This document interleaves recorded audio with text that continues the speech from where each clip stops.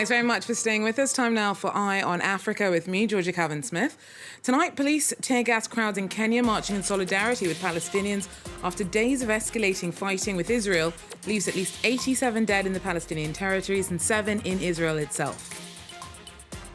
Also, dozens of policemen are injured in DR Congo's capital as fighting breaks out as rival Muslim groups try to mark the end of Ramadan together. And thoughts of the pandemic appeared to be far from the minds of many of Burundi's Muslims as they celebrated Eid on Thursday. We hear from our correspondents in the country.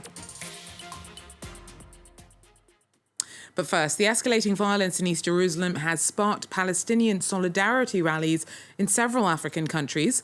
On Thursday, police fired tear gas at demonstrators in Kenya, marching in condemnation of Israeli airstrikes on the Palestinian territory of Gaza, which has left 87 dead since Monday.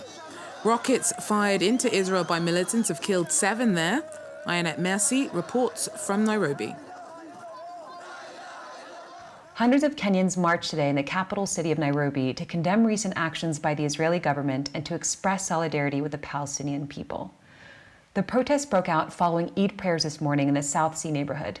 Protesters we spoke to said the plan was to march all the way to the Israeli embassy about 5 kilometers away, but police stopped the march after only about 500 meters and sprayed the crowd with tear gas. I stand with my brothers and sisters in Palestine.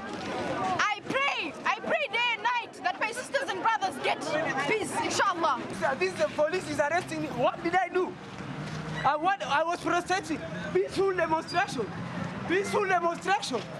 Now that's what they do in Kenya. About 37 demonstrators remain in police custody right now, human rights group Haki Africa told me just moments ago. And while today's march was spearheaded by Muslims, it also had a broader, non-religious but pan-African tone to it. Protesters from all religious backgrounds waved posters bearing quotes from Nelson Mandela, including, "Our freedom is incomplete without the freedom of Palestinians." The late South African leader was deeply sympathetic to the Palestinian cause. And today, many Palestinian activists borrow the language and the strategies employed by Mandela.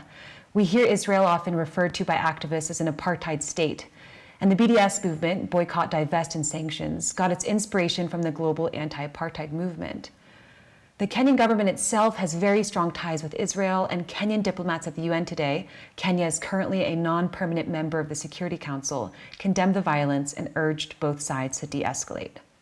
And Israel has long denied any comparison to being an apartheid state. That report there from our Ayanette Mercy. Now, Ivory Coast's Prime Minister has been admitted into hospital in Paris. Patrick Achi was named Premier in March after 2 of his predecessors died in the space of just 8 months. Sources close to his office have reportedly said that Achi's being treated for intestinal bleeding, but is due to return home at the end of the week. Dozens of policemen were injured in DR Congo's capital of Kinshasa on Thursday as fighting broke out as rival Muslim groups tried to mark the end of Ramadan together. Police fired tear gas and warning shots at crowds as rioting escalated. The country's small Muslim community has long been fiercely divided over questions of leadership. Our correspondent Clément Bonneau has more. As a demonstration of unity, rival Muslim communities in Kinshasa had planned to celebrate Eid together at Martyrs Stadium on Thursday. But it wasn't long before clashes erupted. Police fired tear gas and warning shots to disperse the crowds, but then came under attack. Videos on social media show rioters hurling stones at police vehicles as well as police officers. Now, according to the head of local police, 47 officers were injured and 7 are in critical condition. 1 policeman was declared dead earlier Thursday, but the police chief confirmed to me that he was in fact badly injured and remains unconscious. Meanwhile, members of the 2 rival communities say that at least 2 worshippers were killed. DR Congo is home to a small Muslim community, around 5% of the population. The community has been a split over who should lead the country's federation. While the case remains before the courts, the 2 sides remain at odds and clashes occasionally happen. A South African-born pharmaceutical entrepreneur has pledged to spend almost 175 million euros on helping develop vaccine production in South Africa. Patrick Soon-Cheong, who's based in the US, has said that the money will come from his family's foundation. He told the World Health Organization that he was particularly concerned about the spread of variants that are currently prevalent in India, and he said that second-generation vaccines need to quickly be developed. Now, currently, Africa has very limited vaccine production capacity and has the lowest vaccination rate of any continent. South Africa has spearheaded calls to the World Trade Organization to temporarily waive patents for COVID-19 vaccines to give the continent easier access to medical products. Now, even once vaccines have been delivered, the battle's far from over. Many communities on the continent are suspicious of being immunized against COVID-19. In DR Congo, the vaccination drive has met stiff resistance. Out of a total 80 million people, only 9,000 have so far had their first jab since they became available on the 19th of April. Our correspondent reports. St. Joseph's Hospital is one of 10 vaccination centres in Kinshasa, but since the rollout began a month ago, few locals have turned up. As you can see, there isn't much interest in the vaccine, especially among Congolese people. A majority of those who come to get the jab are Indians. So far, out of the 400 people we've vaccinated, only 20% are Congolese. So far, only 9,000 people have been vaccinated in DR Congo out of a population of 80 million. Not banned. Medical staff say the widely shared belief that COVID-19 isn't really a threat is one of the reasons.